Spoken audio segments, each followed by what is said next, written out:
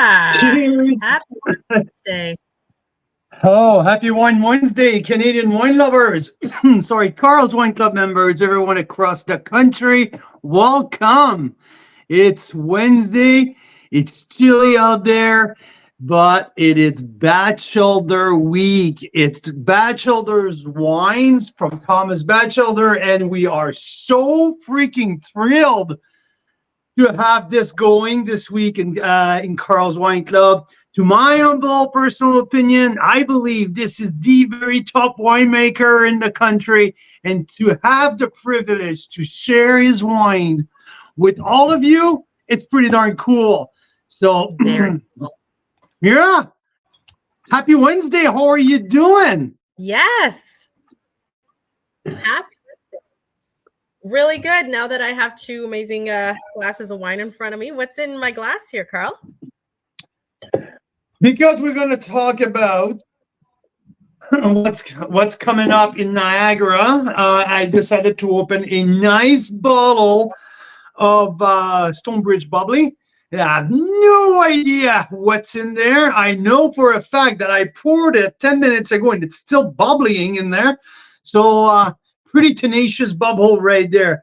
But yeah, I just grabbed that from the box. Who was outside, so it was cold. And we have some Gamay, some Bachelder Gamay. Sorry about that. There's one thing that's very unusual this week.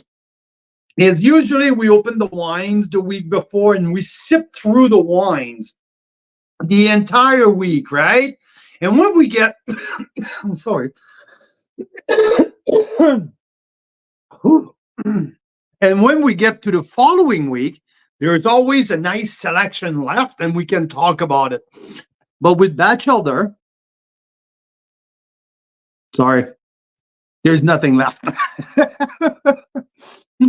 So that's the thing. That's the dangerous thing with Thomas Bachelder. The wines are so good that even if it's outside of the work hours, outside of my description, like that my task to do, taste and review and retaste and making sure now outside of the my what to do list, Bachelor wines goes down pretty darn well around here. So a week later, there's no Bachelor wine left. So we have a little something else today. It's incredibly delicious. It is. Yeah. Also, welcome, Daryl. Daryl is having Maverick Chardonnay in his glass. Big and bold, juicy Chard. Totally BC. This the Maverick Chard is really, really BC style. Mike Laplante, the average wine enthusiast, has Deep Root Malbec in his glass tonight. So, whoop whoop. Nice. So yeah, hey, everyone who's tuning in tonight will have the chance to listen to Thomas because I had a privilege to the chance to chat with him yesterday. He was in New York City for one of the big tasting 30 wineries from Canada, from one ocean to the other. They were at the Canadian Consulate in New York doing a big tasting there. So Thomas joined me from his hotel room, and we did a quick little recording. And Mira knows what it means when we say we're just going to do something quick. What was the end result, Mira? Well, it's about an hour. So we'll probably jump right into the interview very quickly here because it's about an hour long. But I went through to try and clip it down, and there's a lot of really interesting conversations. So it's all there, uncut. And it's just as if you were a fly on the wall listening to Thomas Bachelder talk. And it's what about terroir, about his philosophy. He does a lot of things very differently, but when you listen to why he does it, they make a hell of a lot of sense based on his vision, which is really to elevate Niagara to really world-class kind of level in terms of our understanding as well as the wines, right? No, Yeah. absolutely. Absolutely. And before we jump into the interview, I want to say welcome to everyone who's tuning in on Instagram. Instagram is a growing platform for us. So I'm really, really happy to have our Instagram audience. Welcome to our people on YouTube as well. So we've hired a new person who's helping out with our YouTube channel and helping out with our YouTube shorts and all that. So attacking YouTube now, Carl's Wine Club on YouTube. And welcome everyone. Un beau bonjour en français à tout le monde des régions francophones du Canada, tous nos amateurs de vin canadiens.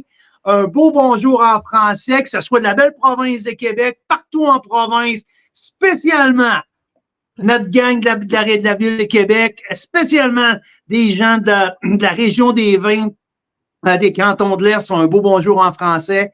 Ce soir, on parle des vins de Thomas Bachelder qui sont disponibles à la SAQ, qui est un gars de Montréal, qui a grandi à Montréal, qui a étudié en Bourgogne, qui a travaillé très longtemps en Bourgogne, qui fait des vins, des chardonnays, des pinots noirs, des gamay, qui sont basés sur la culture française, qui sont basés sur le système des appellations d'origine contrôlée française. Donc, Thomas est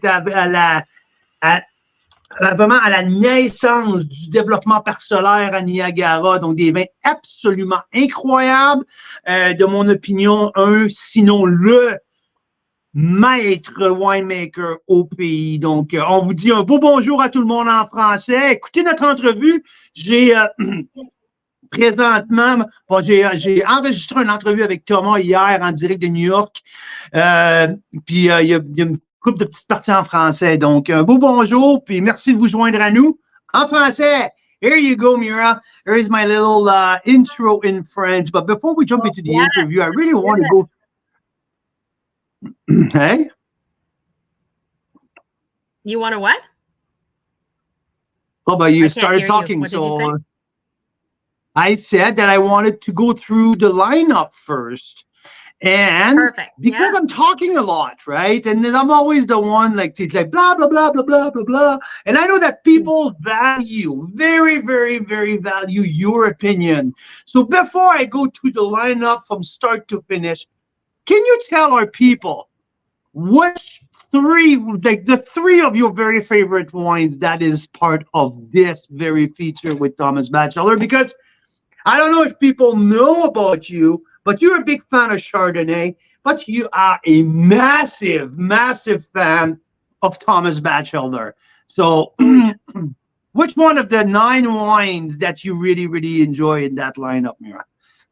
Yeah, so I mean, anytime we have a Bachelder wine, you know it's going to be a good time. Like whatever time of day it is, we open a Bachelder, it just elevates your moment, that's for sure. And I gotta say, I think this is the highest rated feature that you've ever done. Last year around this time we featured Bachelder and we were saying this is the highest rated feature we've ever done, and I'm pretty sure this is even higher. First of all, because we added more wines. There's 9 wines in the curated selection, but also we kind of know what we're looking for, so we asked them for a wine that's not normally available, that you rated your number 3 wine last year, Carl, of the year, after tasting like 1,200 Canadian wines. And we had done some other tastings of Bachelder wines through the last year, so we really knew which ones to pull out and show you guys. So if I have to say, like, one of my favorite wines, surprisingly, from Bachelder this time around was a Gamay. And I am not normally a huge fan of Gamay. It's interesting. It's fine. It's not the first thing I would go to try and get. But holy crap. Like the 2021 Wismer Foxcroft, okay, whole cluster Gamay, 33% whole cluster Gamay. That's what it's called. It's a $33 including tax wine. Carl gave it 94 points. I fully agree. This is an incredible wine. And it has nothing to, like, if you're a Gamay fan, I mean, this is like, you gotta try this. But even if you're not a Gamay fan, this wine is surreal. Like, it's just so layered. The flavors are so vibrant and gorgeous. There's this amazing finish. Like, I can't believe it's a $33 wine with including tax. So I This have to wine punches way, way, way above his class weight. Like, yes. it can be a $50 wine, and no one could complain. That is like, yeah, amazingly well balanced, incredibly layered, just like you mentioned. The texture is absolutely fantastic. And just like you, Mira, I'm not a top fan of Gamay, but this one absolutely knocked my socks off. Yes, you're right. So there's that. Then, of course, I loved all the Chardonnays and the Pinot Noirs. So special. But I have to do a shout out to the Les Villages series, which is like Thomas Bachelder usually just does single vineyard wines or single block wines. Like, he'll talk about the north part of a vineyard. Like, it's so specific. But then he does 5 Les Villages wines, which are a combination of different plots within a little area. Is that right, Carl? That's exactly right. That's exactly right. He has 2 of Les Villages Chardonnay, 2 of Les Villages Pinot Noir, and 1 of Les Villages Gamay. So what Les Villages means is like he refers to the old world, where in France, either in Côte d'Or or in Bourgogne and Burgundy, they, instead of taking some grapes from one very specific vineyard, they take grapes from different areas under that same appellation. So in Niagara on the lake, the Thomas will take a few of his barrels from different single vineyard and blend them together. And you'll see in the interview, he talks about the philosophy of Les Villages when a barrel is a little too oaky for him to put in a single vineyard. That's the barrel that he will put in Les Villages. So he's going to give an extra dimension to Les Villages, balanced with different aspect of Niagara on the Lake or the bench. So what we have in our feature this week, we have Chardonnay, Les Villages bench. So from 4 or 5 different parcels of the Vineland and the Beamsville bench. So that's for Chardonnay. We also have Les Villages Pinot Noir bench, or exclusively from parcels on the benches, I should say. And Le Gamay Village is from all over the peninsula. Super cool. It's also super cool that the Grimsby Hillside Vineyard folks are on Instagram with us. Hey guys, very nice to see you. We have a question. That is pretty darn awesome. I love that. Yeah. I love that. And I won't know what this is, but hopefully Carl will. I think it's Nick Houghton. It's N Houghton on Instagram. Yes, Nick was used to. I used to work with Nick in Calgary. Nick is one of the some in some restaurant in Calgary. So he's saying, is it more Morgon or Juliennas? I'm not sure which one we were talking about when he asked that question. Oh, if we're talking about the Gamay, so Morgon and Juliennas are 2 appellations in the Beaujolais where they do Gamay specific, and it's called the Gamay Cru. So I would say, to me, with the Wismar Foxcroft, we are definitely on the Morgon style. If you ask me, absolutely Morgon, a little bit like lots of beautiful precision, the finesse, and the layer, the very middle palette with the minerality absolutely reminds me some of the Morgon Cru. So thanks, Nick. It's great to hear from you, brother. Always great to hear from some good old folks from our old hood in Calgary. So yeah, absolutely. Awesome. So yeah, that's a bit about the wines. Are we jumping right into the interview? No? Thomas Bachelder was in New York this week tasting Canadian wines at a Canadian wine showcase in New York, which is pretty cool. So he's going to join us in a moment. I want to do. I want to give me 3 or 4 more minutes. Okay, just to talk about the offer in general, because the whole thought behind building that offer for Canadian wine lovers, for Carl's Wine Club members across the country, I wanted to give a 50 feet vision from what Thomas does. I didn't want to go too specific in terms of of linear proposition, because let's face it, in Western Canada, it's not everyone who knows who Thomas Bachelder is. So I wanted to give a portrait of his whole body of work, and that's why featuring the three of Les Villages to give that entry level philosophy. So Les Villages was a very good way to introduce Thomas to a new demographic. Now, and after that, my other thing, I'm looking at the portfolio, and we have a very, very soft spot for the Wismer portfolio, all of the Wismer Vineyard and the designation with Wismer's Foxcroft, Wismer Park. And I'm looking at the portfolio, I'm like, maybe we can do a Wismer, a 3-bottle Wismer, one of the each grape varietals. So everything lined up perfectly. We had the 3 Wismer, Chardonnay Wismer Foxcroft, Parcelle Nord, the Gamay Wismer Foxcroft, and the Pinot Noir, Wismer Park Wild West End. It was an absolutely spectacular expression of Pinot Noir from the bench. So we put these 3 together. So now it gives us our discovery pack.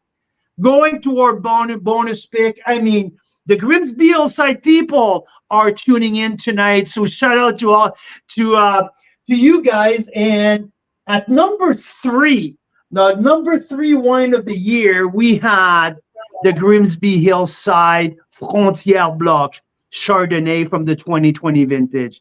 And this wine had to be in one of our bonus picks, because one of my very, very, very favorite wine from Thomas Bachelder. So Grimsby Hillside, to me, it's one of the most special plot of land in the whole country. And to have Thomas working with that very little parcel, it makes something very spectacular. So 95 points, Carl's Wine Club. It's not available anywhere. If you go on his website, you can't get your hand on that wine anymore. He made only 81 cases from the 2020 vintage. Now, in 2024, there's very, very, very little left. And we have it here at Carl's Wine Club. So that's a huge privilege, and we're really excited. And we also added the Laurie Vineyard from the St. David's Bench. So the Eastern Bloc, not the Laurie in general, the Eastern Bloc. That's how crazy Thomas is. That's how specific and precise he is.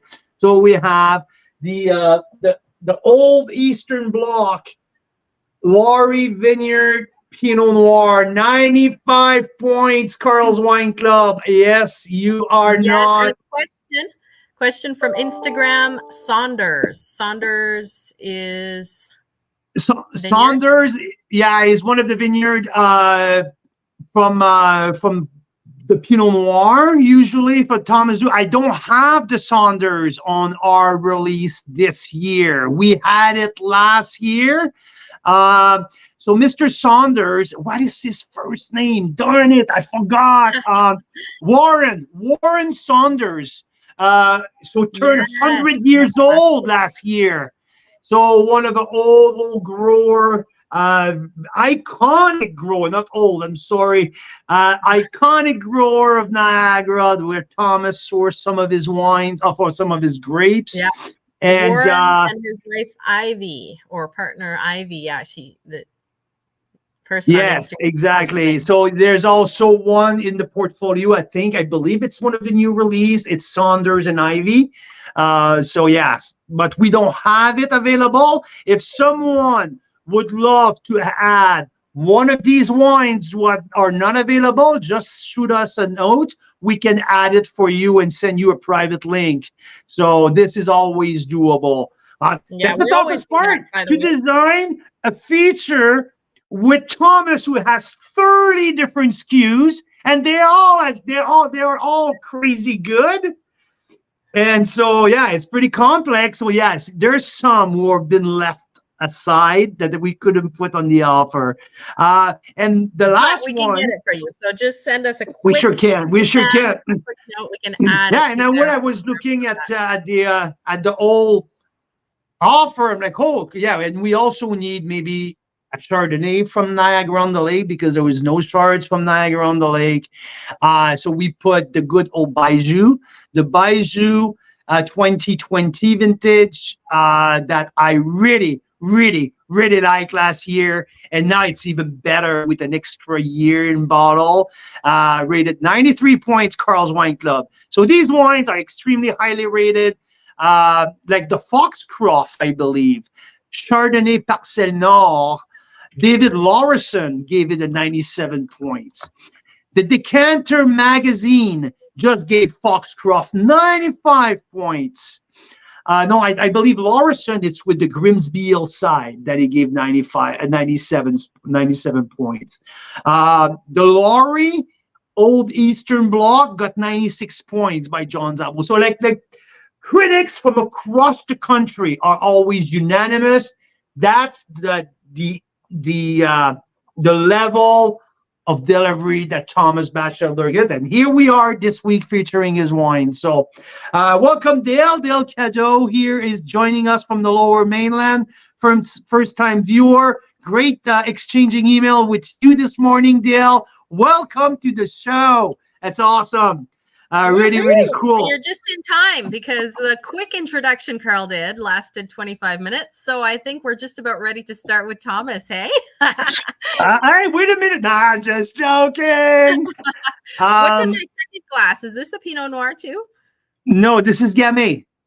Oh, really? Yeah. That's the old cluster. That's the 33% cluster. So it's just showing you how bold this, because Thomas rarely does a Pinot. Open, like over a week, you're telling me? Yeah.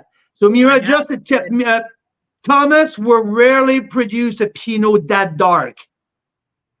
Yeah. Just yeah. But these bubbles, what do you think of these bubbles? They are freaking fantastic. This is Chardonnay in there. Like there's no doubt about that. I'm tasting it over and again. This is definitely Chardonnay. Hey, Mario De Rosa here is just tuning in, and he says the Old Eastern Bloc was planted in 1984. You are 100% correct, Mario. The 84 and 88, those were the first two planting of the Old Eastern Bloc in the Laurie Vineyard on the St. David's Bench, what makes it one of the oldest and one of the most iconic Pinot vineyard in Niagara. And Thomas was referring to that. He always mentioned about how the bench, he's a bench guy, but that very specific plot of land in Niagara on the Lake drags him there all the time because of the age of the vine. So he's going to talk about that. So maybe it's my time to shut up and let Thomas talk for a little bit. All right, let's bring him on. Do you want to go the whole length, or should we do a 15-20 minutes, come back, recap, and finish the interview after? Well, let's see how it goes. I think it's mesmerizing once Thomas starts talking, so it might be tough to interrupt. But if we really feel like we have to say something, maybe we'll jump back in. What do you think? Well, you should keep me away from the computer because I'm gonna jump back in. So you're gonna want to comment on the comments and the comments. Yeah, exactly. Yeah, so was in New York showcasing Canadian wines with a number of other wineries this week. So we pre-recorded this from his hotel room, but he knew this was going to happen. So he happened to have the map, the infamous map. That is the only map that marks where the Bat Cave is located, by the way. Got a little trouble earlier this week because we posted a picture of it. That's too funny. It's a secret location in Niagara where you can actually meet with Thomas and his wife Mary and taste through Thomas's wines by appointment only. So many wines that he opens. I know Daryl is heading there on Friday, which is very exciting. So anyway, if you have been to the Bat Cave, there is a famous map with Thomas's writing. And we're going to be there in 3 weeks, Mira. We're going to be there in 3 weeks. So we'll probably do a little impromptu live from the Bat Cave at some point. And I've heard that, and Thomas is going to mention about his love for the 22 vintage. Apparently, for Thomas, the 22 vintage is one of the very best vintage. Anyway, and we might have to taste some of the 23s in barrel too. So, ooh, that's exciting. Speaking of the barrels, I mentioned this, and Daryl, you'll see when you visit on Friday. When we were there, he had the barrel room arranged in the direction of the vineyards, so you can walk through the barrel room from east to west across Niagara, and he'll point out where different places are from east to west. Like they're all arranged from east to west. It's a really cool idea. I love it. Super, super into terroir. So let's get started with Thomas Bachelder. This Chardonnay bubbly has to be the very best $35 bubbly that I've tasted in a very long time. Jesus, that's good. Where is this from? It is amazing. Stonebridge. Ooh, yum. Okay. Isn't it good? This is freaking fantastic. That is so crisp. The bubbles are not aggressive, which is usually my problem. No, they're soft texture, but there's a certain precision. There's a little salinity. There's peachy. Like this is really, really, really good. That is really, really, really good. For 35 including tax, that is really, really good. This is freaking fantastic. Wow. Wow. Okay, I think we got to get some oysters soon. So let's jump in. Let's hear from Thomas Bachelder. I'll be back. We'll be back, and we'll be in the comments too. So there you go, Canadian wine lovers. Canadian wine lovers from across Canada. Here we are. Thomas Bachelder. Thomas, good day, sir. How are you? Bonjour de New York. Hi from New York City. We're here with a Canadian delegation in New York City, so we're very excited.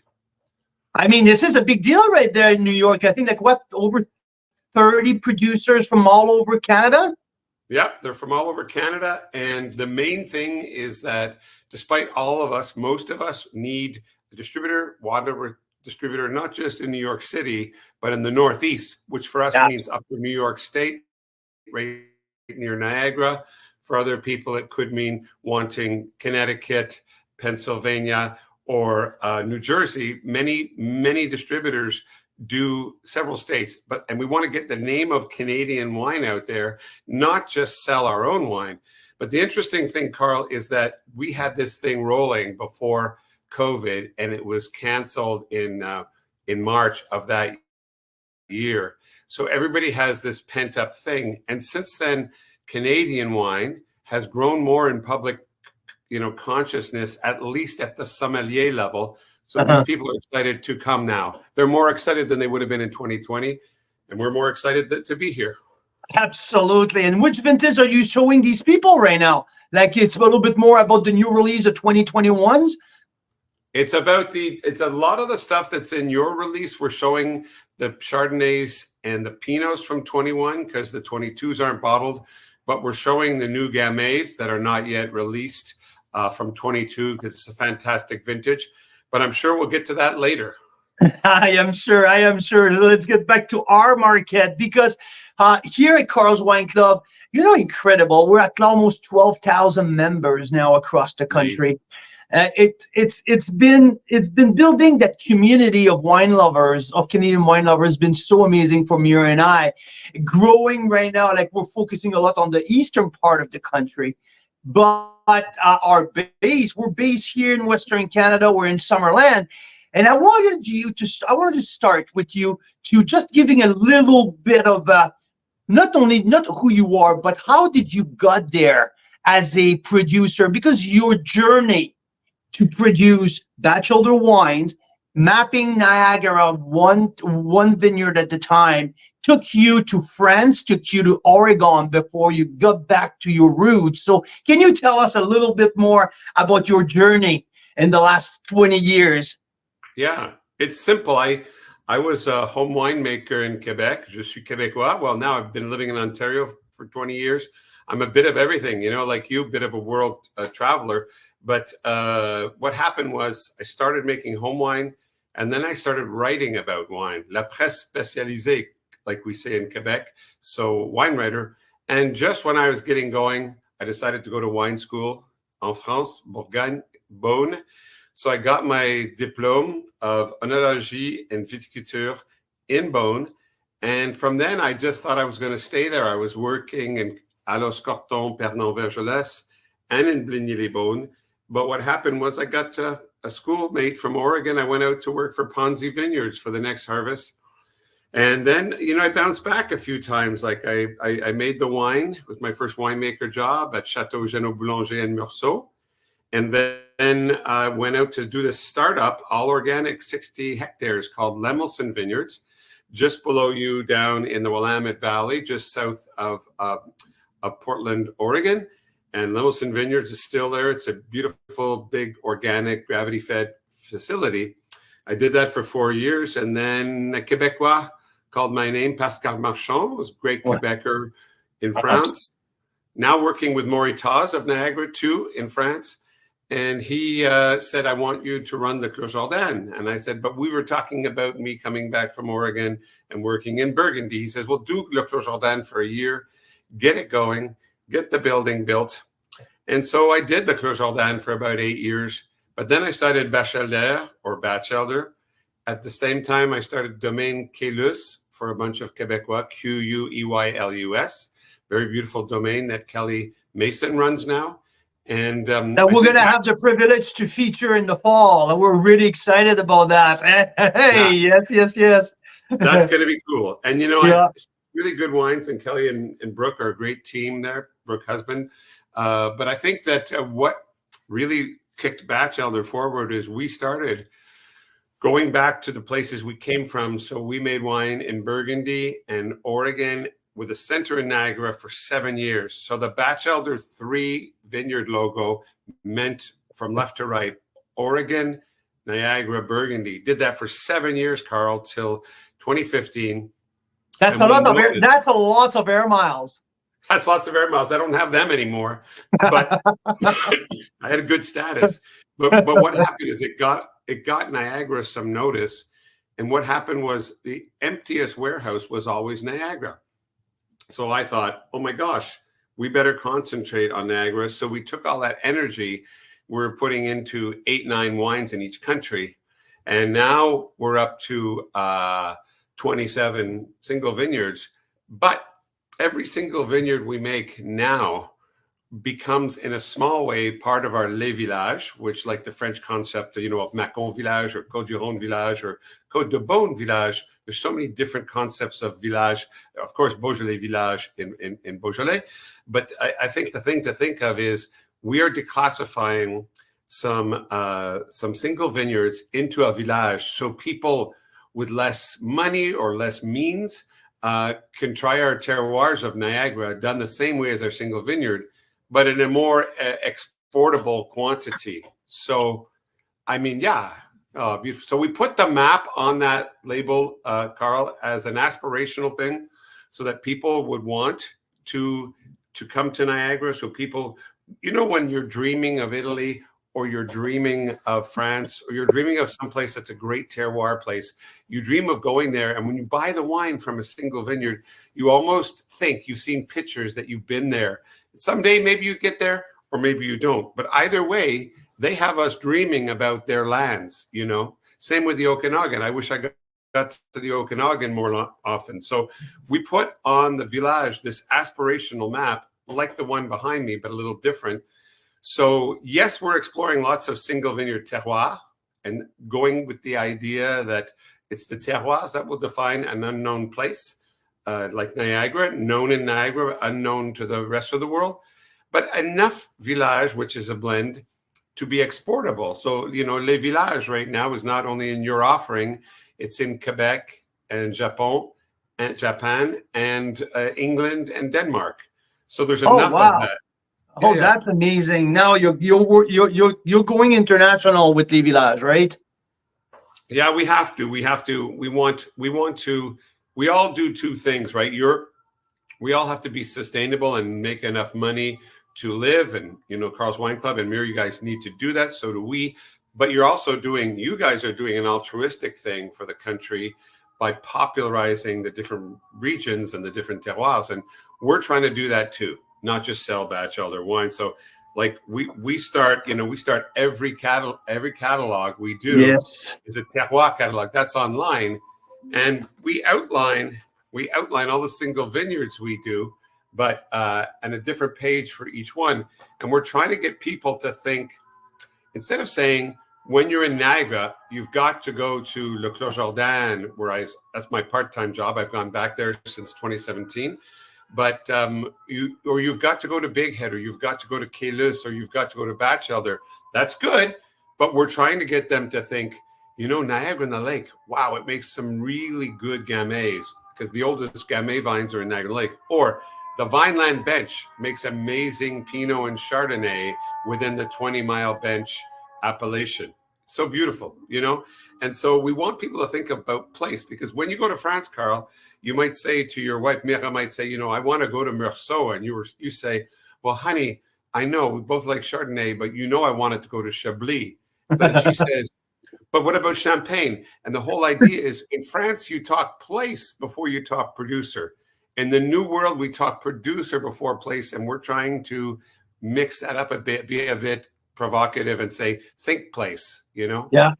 And it makes so much sense. And like, just an example, when we visit BC, right? You go down to Oliver, you visit the Golden Miles, and you know that you have 17 wineries on the Golden Miles, and just across the highway, it's the Black Sage Bench. So now we're talking about specific place instead of talking produce, just like you mentioned.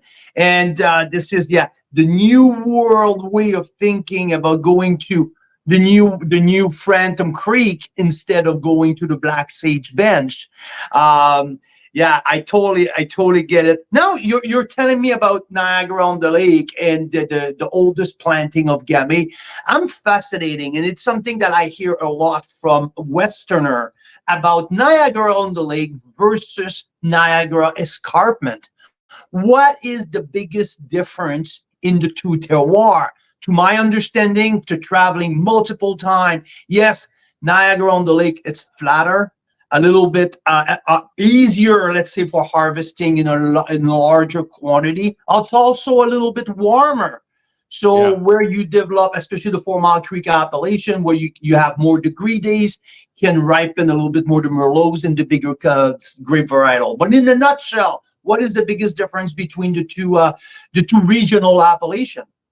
Well, the biggest difference is it's sort of like France. If let's use Meursault again, in the Côte de Beaune, famous for its Chardonnays, but in the south of the Mâconnais, the very far south, 2 hours below that is Puy-Frisé, which also makes amazing Chardonnay. Is Puy-Frisé warmer than Meursault? Yes. But if you're having a Puy-Frisé night, you'll be very happy. And it's the same. So Niagara on the Lake is naturally warmer. It's like you say, it's flatter. It's 79 meters above sea level. And let's face it, there's more silty sand and less limestone. But there is limestone. I think one of the things to remember is that because Niagara on the Lake was first and the bench was planted later, people who loved Burgundy and limestone went to the bench with that specific a purpose in mind. So early on, you had, 30 bench, and then Angel's Gate, and then, Peller took over 30 bench and made it what it is today. But later on, you had Maulevoir, Taz, Flat Rock, Le Clos Jordan, Hidden Bench, all confirmed Burgundy lovers putting their money and their sweat into making the bench live. So, of course, I'm a bench guy, but I thought another big piece of this puzzle, Carl, is the wine style. The style of winemaking in Niagara on the Lake tends to be richer to take advantage of that fruit.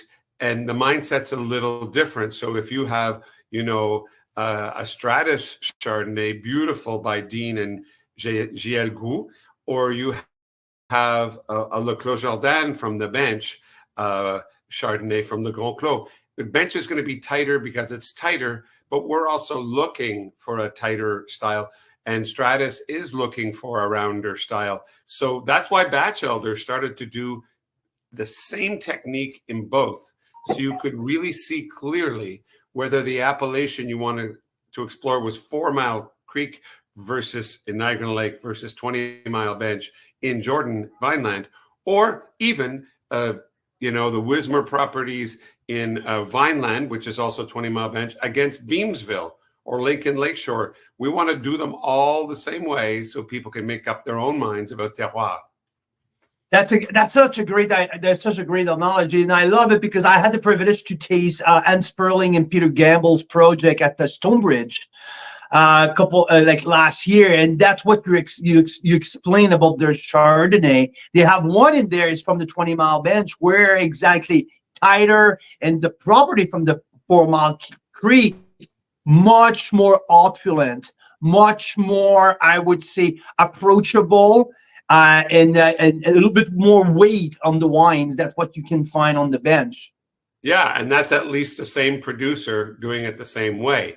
Yeah. But those two extremes can be polarized when a person in the rich area has a very showy oaky style, and the person in the bench has a very tight Chablis neutral wood style. Then you push them farther apart. I'm trying to bring them together, but not so close that you can't tell the difference, of course.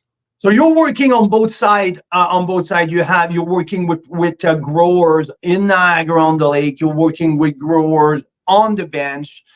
When it comes to your barrel program, what is your style? Well, I believe that you're more of the old world school of thought when it comes to barrel. Can you explain a little bit more? How's your thought process goes when is it more about each terroir deserve a different approach in terms of barrel, or you have a stylistic central approach of a barrel program? I would say both, but you're the second one mostly.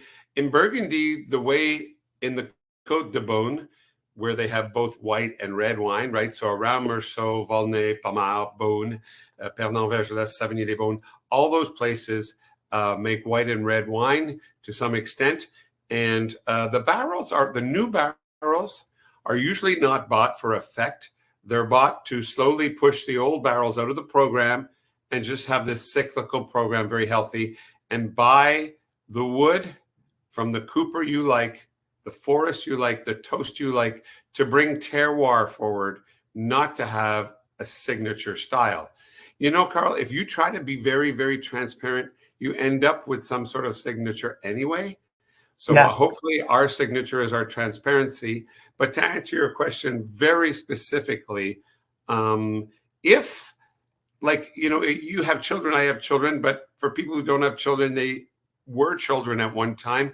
You can imagine your parents handling you and your brother and sister, and they want to do it the same, but really there was one eldest child who was the only baby for a while, and then there's a youngest child, and there's a middle child always in every family. The parents are doing their best to do it. Maybe they get a little worn out trying to be an equal parenting, and the kids demand different things of them. So I would say if I swayed it any way at all, it's that I would be being very careful with Niagara and the Lake, which is already more opulent, not to give it some too buttery flavors from too much new oak.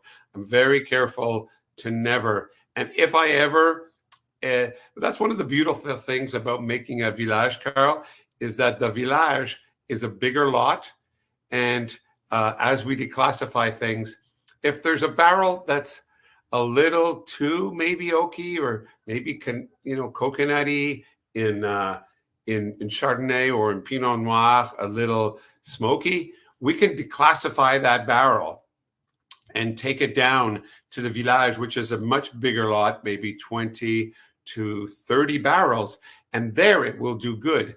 But the big secret I learned in Burgundy back when I was working at Genoa Boulanger, I went over to Cocherie, Jean-François at the time, and he said, Thomas, I said, how do you make the differences in all your Meursault village? Because they're so different, and they're not even Premier Crus. Of course, he has Premier Crus. And he said to me, Thomas, on utilise toujours les mêmes fûts chaque année. Always use the same barrels.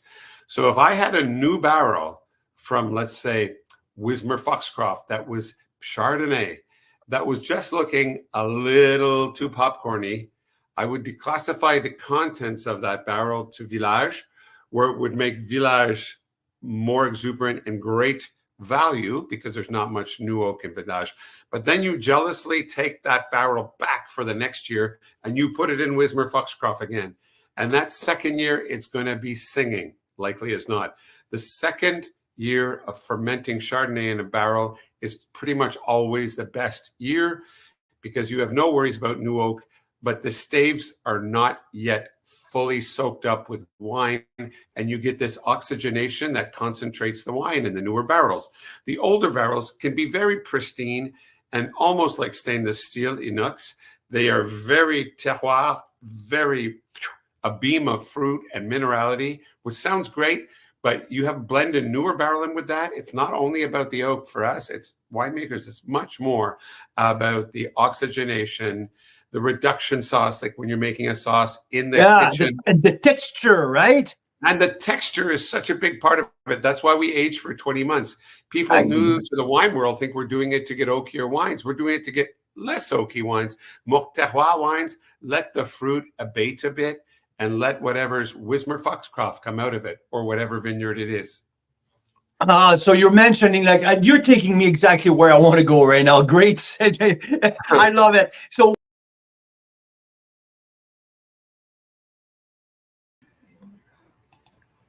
yeah, so I mean, there's more there. There's more there. So hang on. And we just have to say, like, now we're taking it from the Village, which the reason I loved them, Carl, was because I love a deal. Okay. Every once in a while, I love a good deal. And these wines are, 33, 34, 35 bucks, including tax, which out here in BC, that's like a $29, $30, $31 wine. and hey, Mira, the Gamay Village is at $26. Is it? Oh my God. Yeah. And so I love Le Village because you're basically getting Bachelder. But like he said, if there's one thing that he's not totally thrilled about with that barrel, it gets declassified.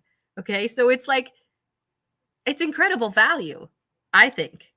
Yeah, and let's not mistaken about something that he doesn't like. It's more about something that it's overdone a notch. It's something that does not reflect a very, very tiny, precise point that it will declassify to Le Village. And that's the beauty. It gives a wine who's rounder. It gives a wine that it's much more approachable. Because he's able to blend it with multiples, whereas many of these wines that are single vineyard, single block, like it only ends up being a couple barrels, right? And so you don't have a second shot at that. You don't have a safety net. You have zero of that. It is what it is. If you fuck up, you're done.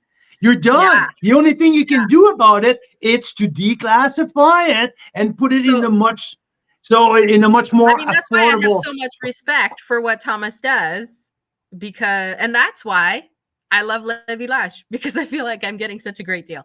Anyways. Oh, absolutely. And that's the whole point. And that's why we were together very, very inclined and excited to feature Le Village. We really think that it's the best way to be introduced to a mastermind, to an absolute genius of winemaking who will make the craziest single vineyard, single block, single parcel wine. But if you want to start to learn about someone's style, Le Village is the price point offers such a great approach. I love what he said about what really we're all allowed to. Yeah, keep going. Sorry, you didn't want me to talk, so we can let Thomas talk. No, I did. I was just going to try and get it started again. And anyway. No, I know, but he compared his barrels to his children, to our children's, right? You don't treat all of your children exactly the same way, even if you love them all the same amount, right? So, and that's exactly what happened with each and every barrel of wine. So, I mean, he's so meticulous. Now now that we have talked about the general program, a little bit more about Les Villages, now my other question to him, and I was burning about that, it was about his relationship with the Wismer family, Wismer Foxcroft, Wismer Park, Wismer Wingfield, and what's that whole thing of Wismer mean, right?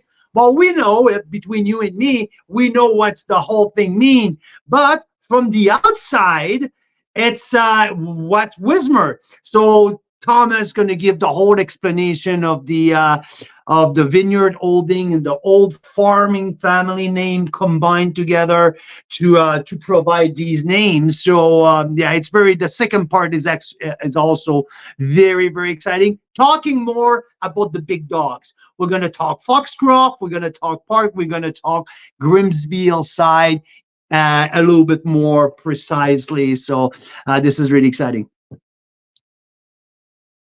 So Mira, do you want to come back after, or we're just letting it go and saying bye to people right now? We'll say bye at the end, but you know what? Yeah, it'll just take a second to get back to where we were. So just one moment. It'll be worth it, I promise. But absolutely, Jackson, bye. Yeah, and you know what? It's been so liberating for me, because I say that, you know, I would maybe say to Craig Wismer, you know, that Chardonnay vineyard's looking heavier. Hey, but do you spend a lot? How's that work? Do you have a checklist for the Wismer system? And we're collaborating to growers. You follow the grapes. It's called Balls Falls. Goes into the wine world. Think we're doing it to get oakier wines. We're doing it to get less oaky wines. Terroir wine all the way behind my head. This is Jordan and Vineland, right? And Jordan and Vineland are called 20-mile bench because they're 20 miles. The creek there, it's called and we're trying to, and people like Cloudsley and 2027 Cellars with Kevin and Jody Panagapka, we're all trying to kick Niagara into the next phase of terroir revelation so we can get on the world stage. We don't want to be only in Ontario. We don't make enough wine to satisfy 1/10 of Toronto. It has nothing to do with the LCBO and the SAQ. We don't have enough wine. What we need to do is get our top wines to the world, because we're cool, you know, and we're cool, and we're limestone. And limestone is the terroir that Chardonnay and Pinot Noir evolved on, right? And so this is very interesting. So I think all of us want to kick the ball down the road and advance things. The Wismers, for some reason, never wanted a winery. So on one side of the 20-mile bench, Jordan, you have Le Clos Jordan, where I also work, having most of the land, but also Flat Rock. Westcott has a lot of the land. On the Vineland side of the same appellation, with 20-mile creek in the middle, you have mostly Wismer. Now, Kelly Mason has some vines there. Tawes has some vines there. Featherstone has some vines there. But mostly it's Wismer. So you have Wismer Foxcroft, Wismer Wingfield, Wismer Armbrust, Wismer Lakeview, Wismer Park. Wismer Park, yeah. And the Wild West End. All these different vineyards, they also operate Hank. They grow the Hank grapes. So what you have here is, like I was saying, I love doing Niagara on the Lake and bench, especially, and showing the difference with the same technique. Them, with the same farming technique, they're doing all of the Vineland bench. And I think the thing I need to say, which is going to be a little chauvinistic, is that for me, when I came from Oregon to do Le Clos Jordan, I realized that Jordan was the right distance from the lake that you see here, the right distance from the lake, and the right elevation, about 130 to 170 meters. And so is Vineland. They're right beside each other. So some sort of elevation and distance from the lake, the warm lake, slows down the ripening and allows you to get tons of minerality while waiting for the sugars to creep up. So we can make natural 12.5, sometimes 13 wines with no acidity added, no sugar added.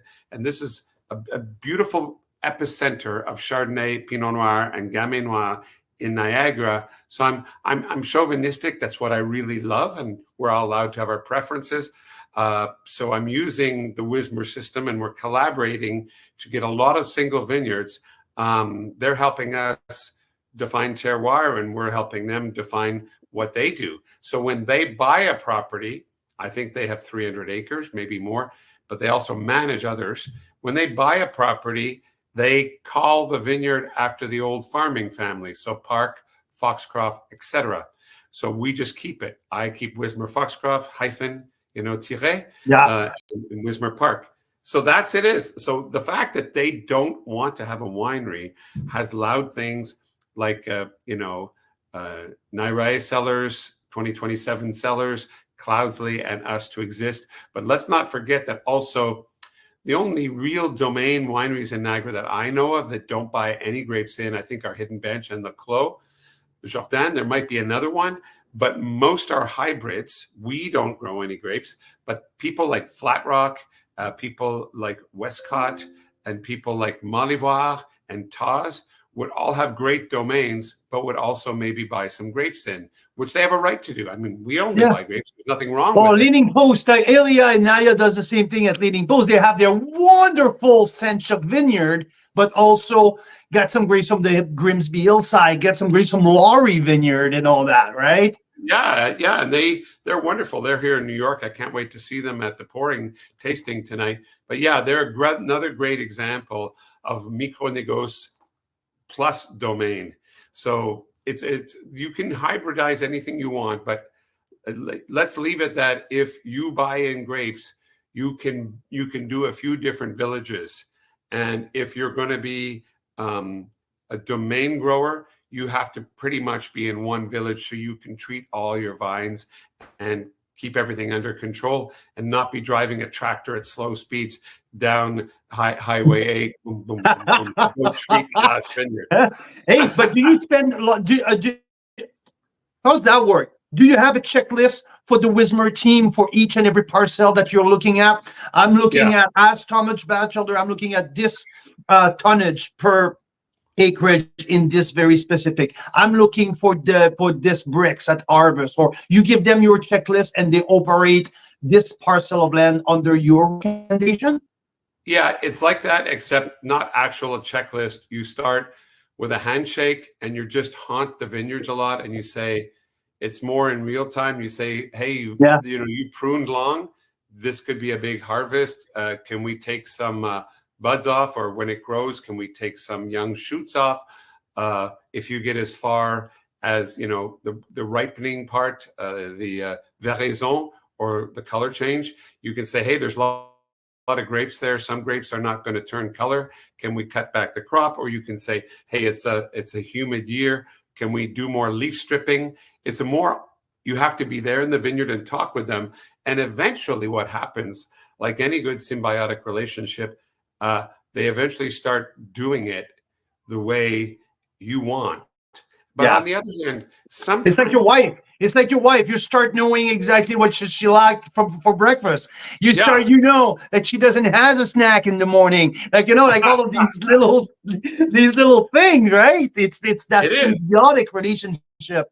And we learn from the growers too. Like, for instance, I'm a grower, I've grown for Le Clos Jourdain and Caylus for years. But the thing is, sometimes you learn, you're looking at the Chardonnay in, I don't like to say, you can say looking at the Chardonnay. In Meursault, you would never say, how is your Chardonnay? They would say, mais ma foi, elle se porte bien la vigne. They'd be talking about the vineyard. You're talking about their wine. You would say, which parcel of Meursault is showing well this year? They don't think about it as a varietal like that. But I would say that, I would maybe say to Craig Wismer, that Chardonnay vineyard's looking heavier. And what do you think about reducing? He'd say, well, maybe we should hang tight because it looks like a sunny summer, and it'll be an energy sink on the vine. We have a lot of canopy. Maybe we can get all this ripe, which means more fruit. Sounds bad, but in a hot year, it can keep elegance. So that's the symbiotic. Sometimes I've said, okay, if you have a strong feeling, and we've been able to make very elegant whites in hotter years like 20 by working with the grower, and you can't have it. Neither side can have a recipe. If you say I need 1 ton per acre, you're going to make mango juice in the hot years, man. it's too low a yield. The vine has to be in balance. And how that balance is found, Carl, the simplest way to say it is collaboration between the winemaker and the vine grower. Might be the same person, might be the same company, might be two individuals, but a smart grower like the Wismer family, and there's a whole bunch of them, they realize that if they grow the grapes that the winemakers want, and they get just enough crop on there to make money themselves, but deliver terroir for us, they're going to put themselves on the map and Niagara Escarpment on the map, and they're smart. And sometimes I say, I think we better pick next week. And they say to me, are you sure? Now, when you look at that statement, a grower usually wants to get the grapes off, get their money, and get the money in the bank, right? So they can go on to the next year.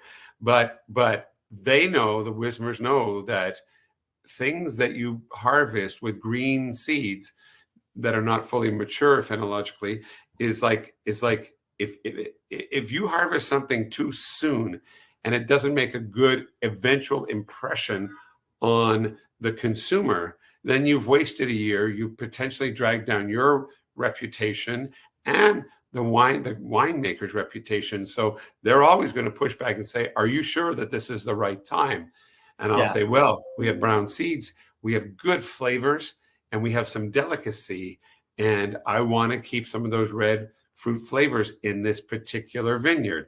And they'll say, but if we wait a little more, you might get natural 13% alcohol. And I'll be like, I'm fine with 12.5. Let's go. And it'll be pushed back, because we're living also in a time, Carl, we're living in a time where people don't want so much from the Burgundian varieties, at least 15% alcohol. Absolutely. The expectation from the new generation is completely different than from the boomers. I mean, boomers were exposed to Chardonnay from the California Dream, from the 1976 Paris contest, right? Big, juicy, heavy oaky Chardonnay, and at that time it was fantastic. They won some of the best wine in the world. That's the boomer. The new generation, they're looking for something much leaner, much healthier, much more organic. I mean, we're talking two completely different target of audience. Yeah, and you know what? It's been so liberating for me, because I'm on the tail end of the boomers, the next thing. But when I came out of school in Bourgogne, it was a Grand Vin is 13.5, must be 13.5. And this was the era of the macération sulfitique, where you'd add a lot of sulfur and try to get Pinot to be black. It was the mode. And the new era is so liberating, because now the young sommeliers or the young wine consumers, the geeks, they look at one of our paler Pinots and they go, what a beautiful color, which is a direct translation in English. English would be, hey, you didn't screw around with the color. You didn't force it. You didn't do a super long macération to try to get black. No, those days are gone. And it's very liberating. And what you just said, I want to underline why we're trying to handle, even though we're really bench people, Mary and I, we're trying to handle Niagara on the Lake with the greatest respect, is because it was there first. Those are the only places where we have vines between 1981 and 1984. The bench is mostly planted 1999 and later. So all your old vines are in Niagara Lake. The really old vines, to the great part, are in Niagara Lake. So when you treat those with respect, the old vines, they give concentrated juice, and they buffer out the rainy season or the hot season. And we sometimes find we're able to make quite mineral wines from Niagara Lake because of the age of the vines. They're fascinating to me, And so, Thomas, I totally agree. And as a geek, I'm often more attracted by the bench, but that's why I'm bringing the Baizu Chardonnay back into that offer, because I felt like this is exactly what you're thinking, what you're talking about. We're talking about complexity. We're talking about depth. We're talking about layers that you can't reproduce that in the younger vines. I mean, you can see it, you can feel it, you can taste it. And like the complexity of that wine with the age of the vines. It's amazing. And Baishu is, and again, it's all in our catalog online. But Baishu is Jackson Bai, who's a new Canadian who's living in a humble little vigneron house from the 1930s, 1940s. He used to be in IT. Now he left IT and he manicures that vineyard. His wife, Amy, she's still in Toronto doing finance to pay for his folly, he's actually doing a good thing. He was exporting it. His vineyard his winery is called Byland. It's on line 3 near Enniskillen. And it used to be Di Paolo. And he bought it and he's done such good things with it. And I've been trying to get him to, sell direct from his property. And now he is. He was shipping it all to China, of course, out of pride. Look what I did in the New World. But now I think he's got a great story. So he's getting his own little following.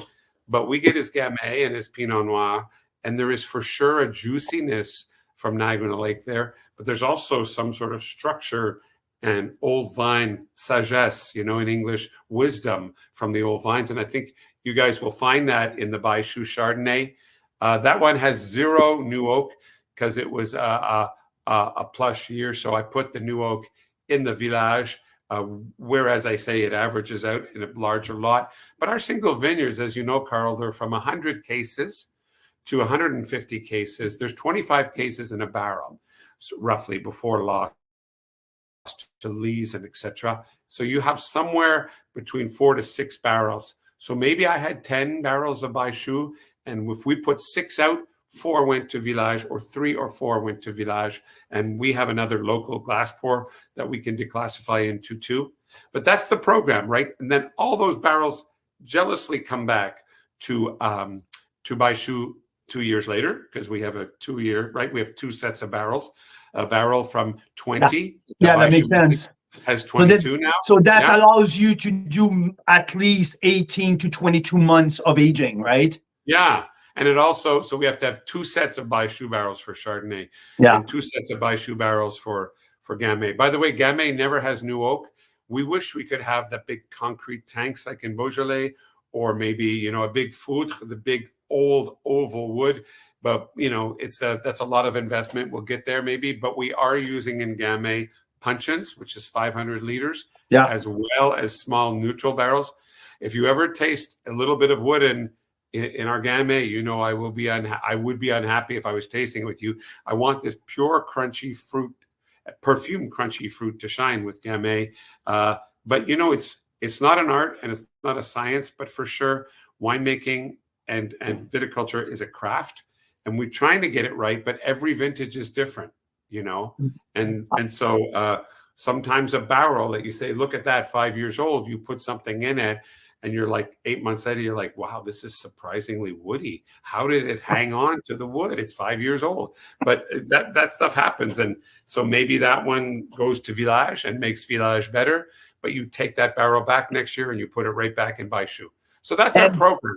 So now you just brought a point that I really want to touch on it, because that's what makes your style of winemaking so special. It's Mother Nature. It's the vintage. The year of harvest, makes a Wismar Foxcroft from different year has the same benchmark, but also been so different year in and year out, because Mother Nature provided something different to the grower. So the grapes has grown in a different way. So my point is, 2019 to me was one of my absolute favorite vintage in Niagara for Chardonnay. Chardonnay to me, and you follow with the following year with that big plush and heavier and harder vintage as the 2020. And everyone all the writers goes bananas on the 2020 because it's the big and bold vintage. And to me, my preference has always been on the 19 with more finesse and elegance. Now we're featuring 2021s right now in our feature. Some of them are 2021, some of them are 20s. But what is the biggest difference between, let's say, because we still see some 19s on the market. So 19, 20, and 21, what, to your opinion, opinion, that Mother Nature has provided 3 vintages completely different, like I know. drastically different. So can you elaborate a little bit more on these 3 years? Yeah, 19 was a big vintage and late, and we got perfect harmony just about between acidity and minerality and just enough sugar to give us 12, 5, 13. But what happened is that because it was a big vintage, we had a little bit of the vines were a little weakened by it, and there was a cooler event in the winter, which cut down a little bit of the crop for 20. So you went into 20, and now you have a warm year and less crop. So they're bigger. And the 2020 Pinots, for instance, to your point, because you said Chardonnay, so I'll do Pinot. Yeah. People were going, these are so big and juicy. But they actually have, if you look for it against 19, they had a little bit of a dried fruit flavor at the back of the palate. There's nothing wrong with that. You have to accept the vintage if you like terroir and vintage variation. Absolutely. But I know those wines are going to age well, and they're going to eventually, that dried fruit will no longer be palpable. You won't see it as the wine becomes more of an elixir. But 21, because 20 was short, 21 was another big harvest. And right at the end of 21, it started raining. So the people who did cut back the harvest got everything in clean. For some people, it was a bit of a disaster, 21. But we had some warm summer months, but a big crop. So you have this thing where it has some of the tension of 19 that you and I both loved, especially in Chardonnay, but a little more fruit, but also lighter framed. There was a fair amount of rain that summer. So it was a mixed bag, not as warm as the 20, but not as tight as the 21. But then, of course, what happened was it was a big crop. And then we had a severe winter event in 22 February, which killed some vines in Niagara Lake because the airflow is flatter there. And I know BC's been suffering and Nova Scotia, but a lot of Niagara on the Lake vineyards had to replant in 22. And so, or at least put in plants, interplanting. But the result was 22 was a normal summer with a short crop. So we got wines of incredible balance. And we'll talk about, we've got, deeper colors than usual, but not black, great crunchy, fresh fruit in both Chardonnay and Pinot and Gamay Noir. So we're very happy with 22, but there's not a lot of it. And then after that, 23 was a bigger vintage again. I think you're going to like it. It's sort of a mix between 19 and 21. But 21, to get back to it, has a lot of the characters as 19, slightly more plush, but still very, very mineral and droit en français, very straight ahead. There's an agreeable leanness to it. C'est agréablement tendu. I'm glad to hear that, because I think it's in my Wismer Foxcroft Parcel Nord that I noted in my tasting note that I'm going to send you later today, that for the 9 wines that I did. By the way, there's 295 points in there and 394 points. So yes, but the Foxcroft, I noted in my note that there's a little bit of reminiscence of the 2019 in that. That's what I found. I found that there was a very bright acid who led me to the 19 profile, and and the minerality had kind of the same type of connection in between the 19 and the 21. So it's funny because last night Mira was reviewing to eliminate all of my typos and and all of that, and she said, "What do you mean a reminiscence of the 2019 vintage?" So we had that conversation. I tried to explain that when I was tasting it, I kind of felt I felt I was going back to taste the 2019. There was a real connection between the 21 and the 19. So glad to hear that you're thinking the same. I want to add one thing that I've never said to you before. At least I have, maybe when you've been by the Back Cave, our cellar. But with talking to your folks, one of the most interesting things about working anywhere in the New World is you're often the first winemaker to do a single vineyard from this place. So you're like the original monk, In the Old World, it's fascinating to work with these things you've dreamed of. Like the first time I got to work with a Pinot Noir from Volnay or a Meursault, I couldn't believe it that somebody was letting me in my hands. And of course, later I did it for Bachelder, so of course it was my hands. But what I'm trying to say is, in the New World, you often can see two grapes in the same vineyard. So when you make a Wismer Foxcroft, let's say Gamay Noir and a Chardonnay, but you've already isolated the Parcelle Nord in the Foxcroft, you start to look for that characteristic in red, which may seem nearly impossible. But so since 19, I agree with you that 19 might have been the best expression of Foxcroft yet.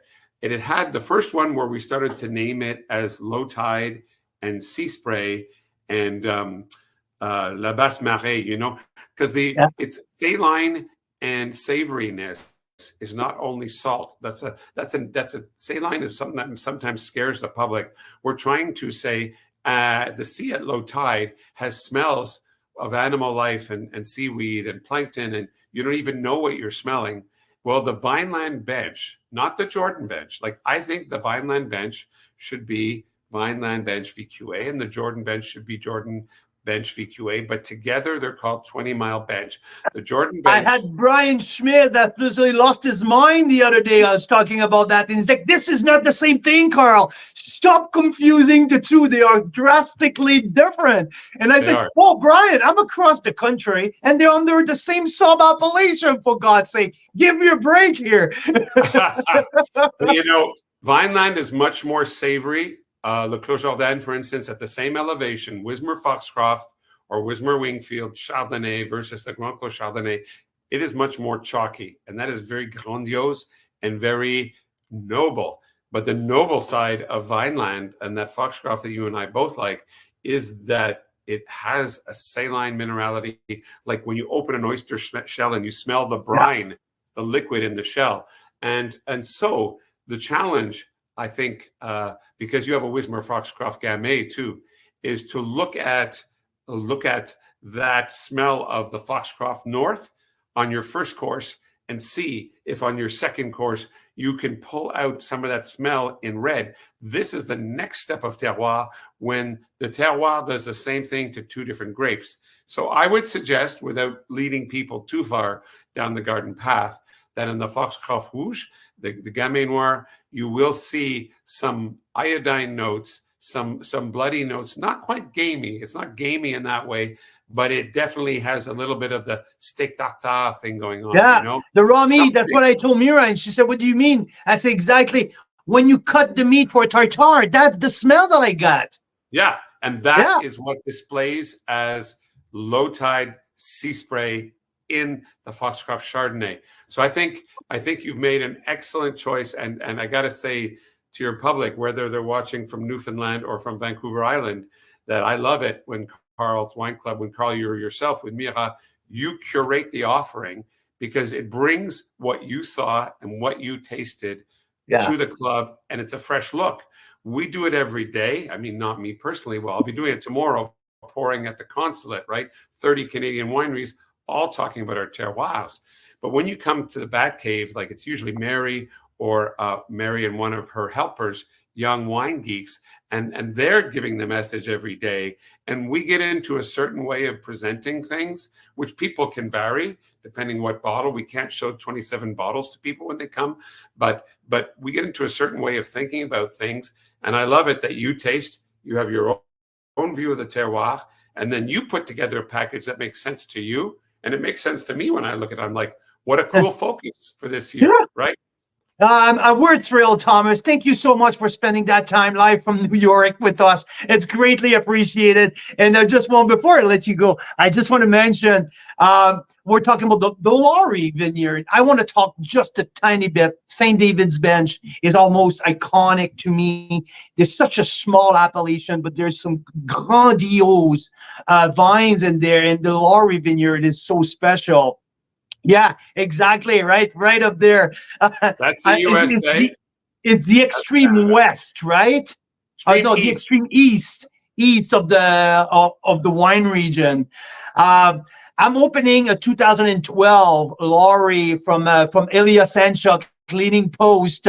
We're doing a special tasting at the l'Académie du Vin with Mark Nadeau when I'm going to be there in April. And Ilya, I wanted to make sure that we're featuring the 2012 Laurie Vineyard. Do you have? I know that one of my 95 points in this very release is the 2021 Eastern Bloc from Laurie. Tell me what is so special, because to me it's one of the lightest color in a Pinot that you can find. But there's a power in that. There's a precision. There's a tension in any Laurie that I have tasted that makes this wine absolutely unique, that I cannot find anywhere else in the country. I agree. And just a bit of history that has nothing to do really with either of us is that you have Karl Kaiser, who starts in Enniskillen with Donald Zeraldo, first winery after Prohibition, first to get a new license. And he discovers not ice wine. He discovers that ice wine can be done every year in Canada. Lots of people, as we say in French, Carl, as you know, l'air du temps. Ice wine back in the 70s was in the l'air du temps. Everybody was trying it, just like my family from Quebec were trying to make, a snowmobile, a truck that would move over snow. Bombardier was the one who did it. Well, the thing is that Karl Kaiser was the Bombardier. He popularized ice wine because he realized you need -8 for at least one night. He realized Canada, Niagara, got that every year. And so Germany, even prior to global warming, cannot count on -8 every year. So he popularized that. But as Magdalena Kaiser, his daughter, who's here working with Wine Marketing Association of Ontario, I know you know her, she's here organizing the Ontario contingent for the consulate tonight and tomorrow. She always tells me, my dad was a Pinot Noir nut. And he first did Lowry Vineyard, and he did Montague. And Pascal Marchand, the great Quebecer who now works with Marchand Paz in Burgundy, but who did Domaine La Vougerie and Domaine du Clos des Epinaux before, he was just a simple sailor on the canal boats here in Welland. Here, I'm in New York, but they're called the Lakers. And those boats that go up and down the canal with iron ore and everything, his dad was a wine nut and he was a sailor, and he got off in Enniskillen and he took a furlough there and he tasted with Karl Kaiser, and he decided to go study wine in France, and the rest is history. But I also, before and after wine school, tasted with Karl Kaiser because he had this project called Alliance, which was Jafflin Burgundy and of course Enniskillen. Now that project, and that was Lowry, that was Lowry Vineyard. If that project had have never existed, there would have been no Clos Jourdain, which came out of that Alliance, Jafflin and Enniskillen, and moved to Jordan. If they hadn't done that project, then I would have probably moved to Canada because there wasn't enough Pinot to support a Pinot Noir winemaker outside of Enniskillen. So then years later, it's fascinating. Years later, when Wilma Lowry, and their project is called Five Rose, as you know, that's their winery, but you don't put Five Rose on your label, you put Lowry Vineyard, the family name. When they came to marry, because I was out in Oregon and said, would you like some Lowry grapes? We said yes. So we got in there. And it is Niagara-on-the-Lake, but it's Niagara-on-the-Lake bench, and it's unknown clones. They think it's 115, but I know it doesn't taste like any other 115. So soup-based clones probably came from Paul Bosque, senior from Chateau de Charme back in the day. He had big nurseries, but who knows where it came from. But it is very special, very tight minerality. And why we call it the old Eastern Bloc is because it's the oldest plantations of Lowry, 84 and 88. Wow. And some of the plantations now are 93 and 99, I believe. But it all has those same flavors. It's just the oldest block is a little more intense. And you've already done that tasting note. And it's a very special wine to me because ultimately that vineyard influenced the Clos Jourdain being born. Otherwise, I wouldn't have probably come to Niagara with our young girls from Oregon. That is, thank you for sharing that story. It's amazing, and the wine indeed is very special, year in and year out. And I believe like it's a very small, in terms of size of the vineyard. It's a fairly small vineyard up there, right? Oh yeah, it's really tiny, and we pay. You have to know that in Ontario, there's a grape board that gives us the prices for our grapes. But like in BC or in Oregon or in Burgundy, anything good or old, you're at least going to pay double for. Plus the hand picking, it pushes the price up, and that's why the old Eastern Bloc is 75. West Lowry, who makes 5 rows every year, gives us at least 1 row of the 84 plantation. That's 5 rows of 84, and so along with about 8 rows of 88, that's what I call the old Eastern Bloc. Yeah. And sometimes he gives us 2, and I remember he was picking his in the short year of 22, and he says, Thomas, I can't stand this. I want you guys to have another 20 baskets of the 84 because we had, SFA. It was just a short year in Niagara on the Lake, 22, and we're so happy because the wine is so beautiful. But we're going to make about 50 cases of it. It's just that's the tiny, year. Tiny, but great. It's going to put Niagara on the world stage that year, in as much as we can get a little bit of it to foreign writers and stuff to advance the whole cause. Whoever does this, Leaning Post is here. Like I said, so many wines are here. The Closer Down are here. Whoever breaks through and makes Niagara get a little better known, it helps. All the boats are going to float a little higher, right? Same thing with Painted Rock and John Skinner, what he does here. I mean, like you guys spend lots of time together in London, and you guys know the same people overseas, and John is a little bit the same way, right? He wants his wines, his Red Icon or his Cabernet Franc in the hand of the top writers, because like he said, if Painted Rock, the Red Icon, is recognized around the world, that's mean the Okanagan Valley is on the stage. So that's why it's so very important. That's why you have to talk. That's why you have to do it. And it's really fun work to do, because when you see the look of shock on a good taster's face who's never considered that Canada has 1, let alone 2 or 3 or 4 great wine regions, they look on their shock like, man, this tastes like old world compared to the rest of the new world. And then they're like, oh, it used to be for us in Niagara that Burgundy was expensive. And when we weren't, when you could sell things by saying, look, we're a lot less money than Burgundy. Nobody says that anymore, because Burgundy is hard to find, and we wish them less short crops going forward. We love Burgundy. It's my favorite place in the world for growing grapes, for tasting wine. It's our spiritual father and mother. But right now, people are noticing Niagara because we do that kind of wine. We don't compare ourselves to them at all. We say there's a limestone bench here, and the Niagara falls from that bench. But elsewhere, we have great mixed up terroirs because of their glacial past and all the receding waters, all the water flow that came after the glaciers receded. We have a terrible, lovely jumble of vineyard soils. And this is what we're exploring with our project. And, just one more thing, because Vineland and Jordan are amphitheater, they're protected, so they're harvested late, but they're protected so they get quite ripe. What we have out here in the west at Hamilton is Grimsby Hillside. That's where Leaning Post is, and that's where the Grimsby Hillside vineyard is. This is very unprotected here, and the southwest winds come and keep it cool. Grimsby Hillside's a beautiful vineyard, and the Frontier Block is so named because it's the last vineyard in Niagara. The next vineyard over, Putticombe, is there, but it's in Hamilton jurisdiction. So in Niagara proper, the Frontier Block, c'est à la frontière. It's the first vineyard or the last vineyard in Niagara, depending which way you're traveling. And I think it's a very cool, lighter mineral expression than Foxcroft, but very Herrienne. It's a very beautiful vineyard. I mean, this is my number 3 wine of the year in Carl's Wine Club top 10 wine. Every year I do my top 10. I taste over 1,200 Canadian wines every year. And this is my number 3 this year, the 2020, the Frontier Block. There was a lightness, like it lights on its feet.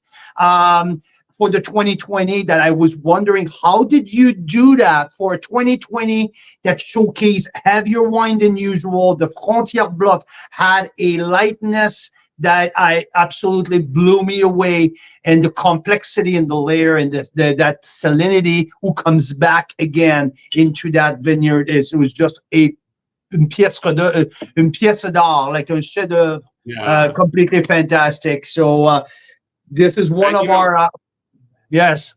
You also have one good thing about Grimsby Hillside Frontier Block is, again, rising tide floats all ships. Grimsby Hillside is like the Wismer family. They have a lot of acreage. It's one massive one. It's an old vineyard, used to be called Parkdale Wines in the early 1900s.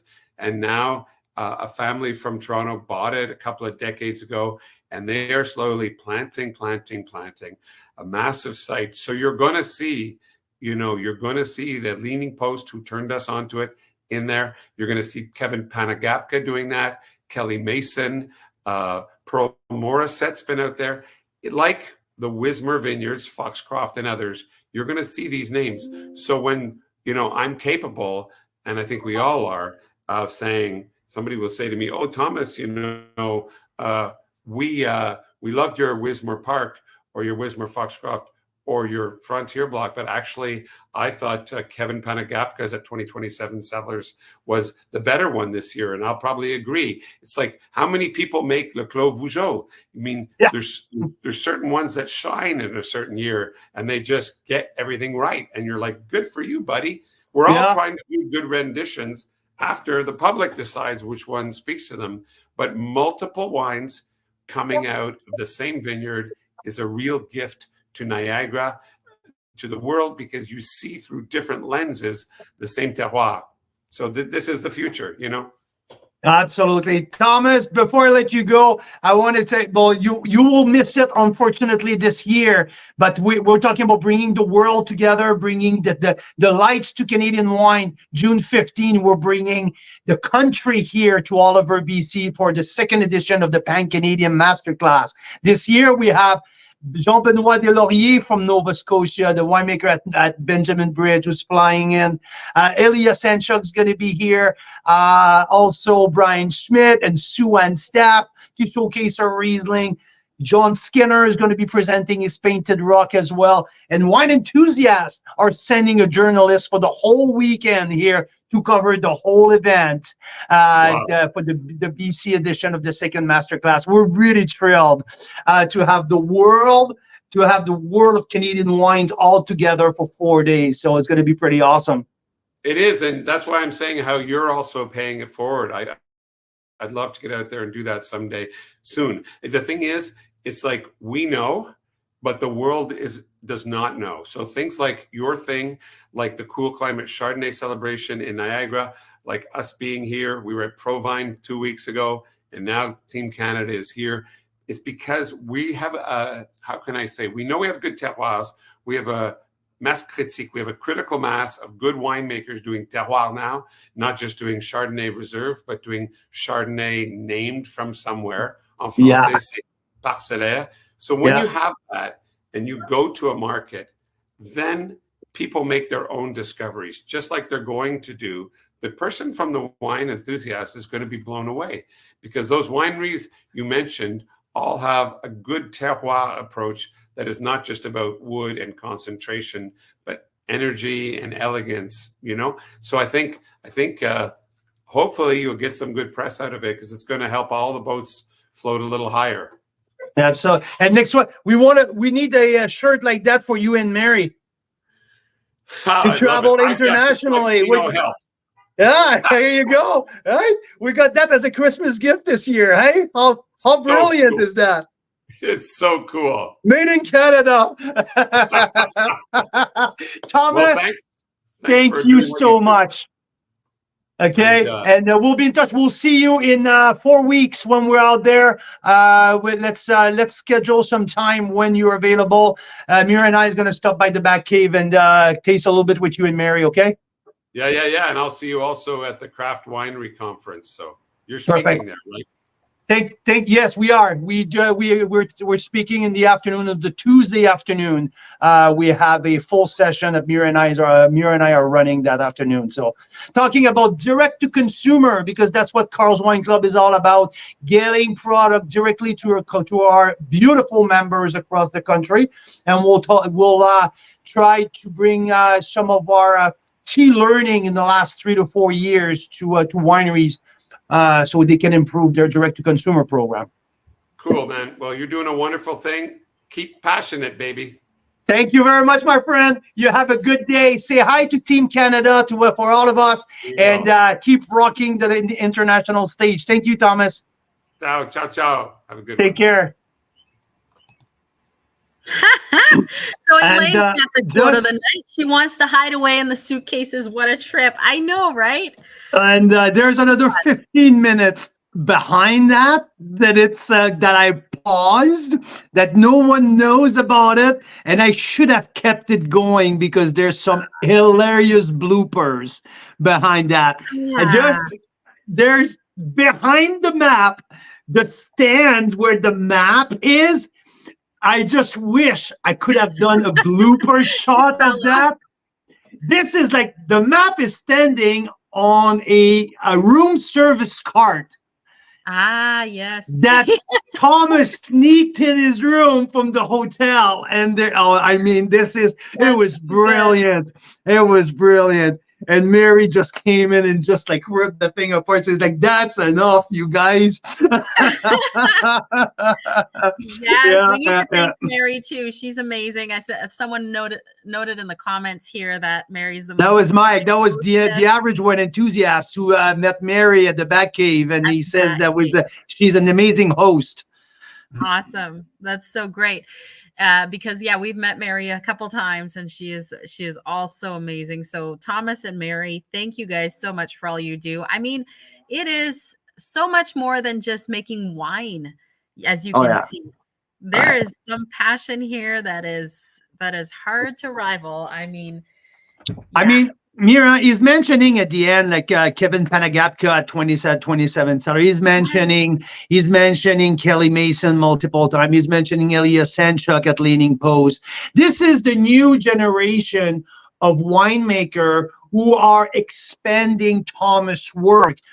Thomas has mapped with people like Brian Schmidt, with people of his generation as well, but they've done in Thomas at the forefront of that, mapping Niagara sub-appellation by sub-appellation and defining terroir. This is truly, it was his calling, and he was to me so instrumental of having Niagara so well developed, much more than what we are here in BC, in terms of sub-appellation and in terms of terroir designation, in terms of when you from east to west, from the Grimsby Hillside Frontier Block all the way to the St. David's Bench and the Laurie Vineyard and everything in between, that all have these little specifications. And when the international writer comes, and just like he mentioned, I love that part. He said, the guys from Wine Enthusiast will realize, because there's finesse. It's much more than just power, wood, and concentration. Yes. And it's true. Yes. That's what makes all of these wines here so special. It's not only about concentration and wood.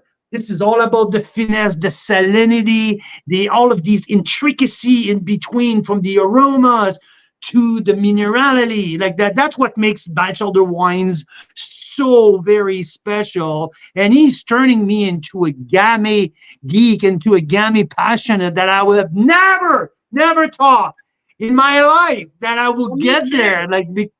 Me too. It's not something I think of, like, oh, Gamay. I don't dream of it, but it is so good. So Gamay lovers, we've been converted. Thomas Bachelder has converted. Well, I have to mention the 2022 Leaning Post Gamay as well. It's pretty darn freaking good.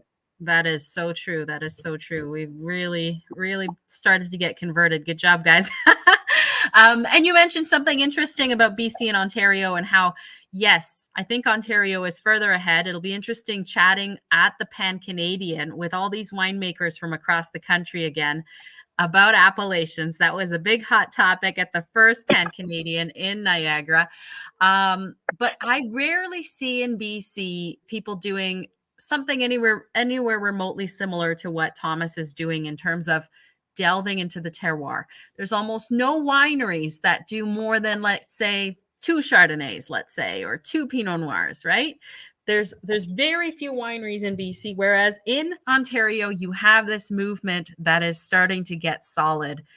Oh, yeah. Thomas Bachelder and Kelly Mason and Ilya Senchuk and, Kevin Penagapka, 2027 seller. Hidden Bench goes from single vineyard to single vineyard. Malivoire does some of this stuff like that as well. Yeah, and so they're not just making, one great Chardonnay with all the grapes. It's very much about, here's 6 different ones from different sites. Yeah, and I would say Kathy Malone at Hillside does it with Merlot or Cabernet Sauvignon. She had 3 or 4 single vineyard Merlot. Yes, that's true. In her portfolio at Hillside Winery. And that's fascinating because it speaks to Kathy's experience with the Naramata Bench. The Merlot is one of the secrets about the Naramata Bench. They make some of the best Merlot in the world. It's amazing. Oh, absolutely, totally. I absolutely agree with you. And the some of the Silva Merlot, that's some of like Kathy at Hillside, Richard at the Silva, and Tightrope. Oh, also let's. A foreshadow with one of their very specific vintage. I think there was a 2019 vintage. Like Merlot from the bench are something very special.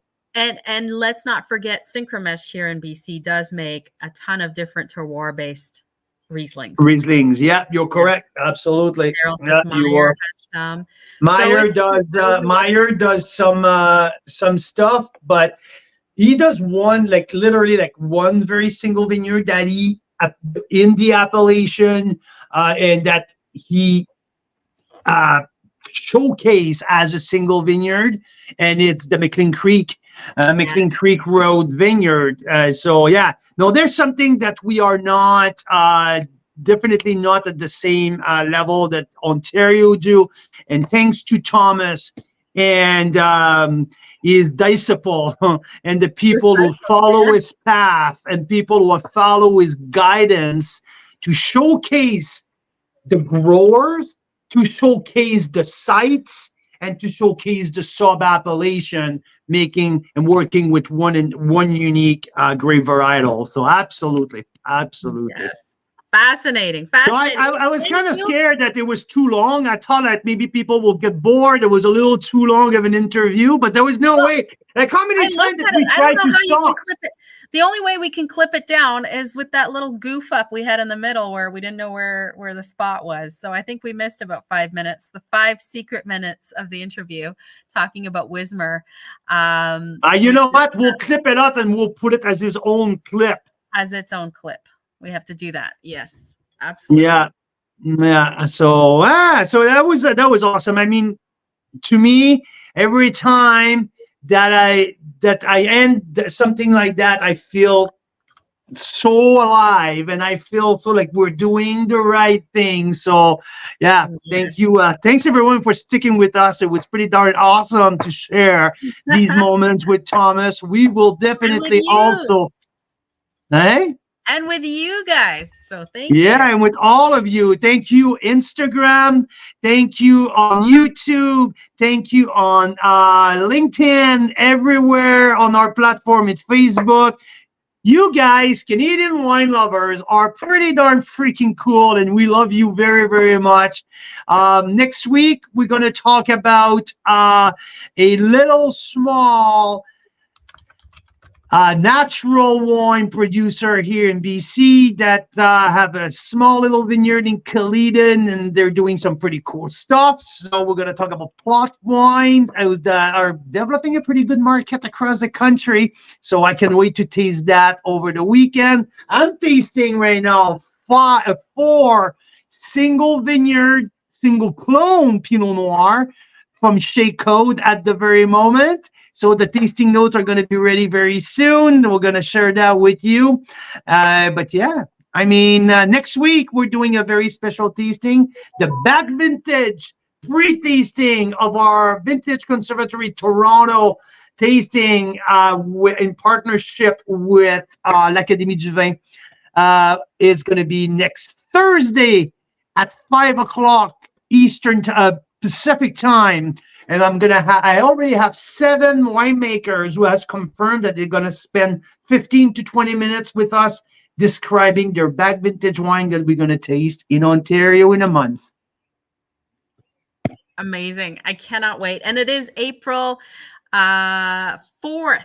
I got the date wrong recently. It is the 4th. It is the Thursday night, April 4th, that we will go on live doing the back tasting all of these wines. 2017 Benjamin Bridge, Découpement Parcellaire, Blanc de Blanc. 2014 Cave Spring Riesling. 2006 Stratus White. 2013 Hidden Band Chardonnay. 2012 Leaning Post Laurie Vineyard Pinot Noir. 2012 Legado from Da Silva Merlot. 2014 Painted Rock Cabernet Franc. 2015 Milepost from Riverstone. And the last one, but none the least, is I can't remember. Well, on the international side, at the in-person one, it's that 1988 Yquem. 1988 Chateau d'Yquem. I'm not going to taste this one next week. I'm waiting until we'll be in Toronto. I don't think that I had enough budget to get a bottle shipped here just for to see if it's good. So yeah. It should be. It should be. It should absolutely. Oh, I forgot. 2015 Mirabelle Reserve Pinot Noir as well is included, a last-minute edition.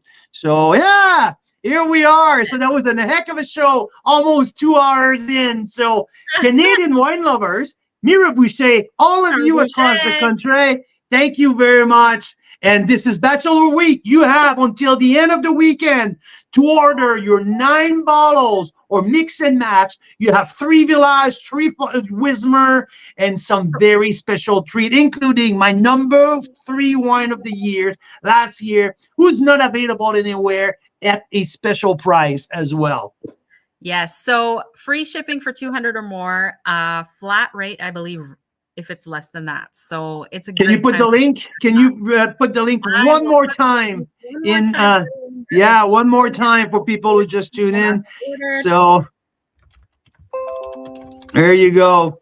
There we go. It's in there. Everyone, enjoy. It was great to hang out with you all, and see you next time. Cheers, guys. Oh, here. I know. It's been such a long evening that we need this one. We need this one here. Which one is it? This one?